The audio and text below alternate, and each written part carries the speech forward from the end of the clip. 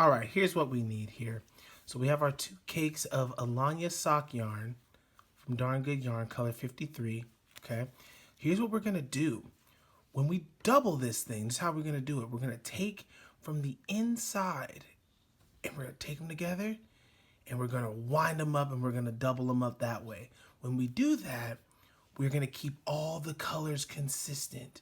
That's what we want. We wanna keep all the colors consistent so it looks real nice, right? Everywhere. That doesn't happen by accident. That takes a lot of planning. So that's what we're gonna do.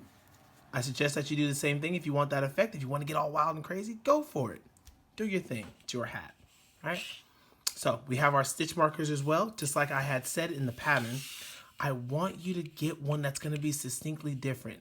So we're not going to use these for a good while until we get to the decreases, but we're going to use this one as our beginning of the round, right? So we got a silver one here, we got all black ones over there. You do what you got to do. You can use other types of yarn as well, scrap yarn, leftover yarn, whatever works best. Needles. We have our 16-inch circular needle, US size 6 or 4mm for the people across the water. Okay. We also have our double points right here, but we're not going to be using those for a good while until we get to the decreases. Okay. We're going to be using this one. This is going to be our main driver, our workhorse. All right. Let's get to the cast on.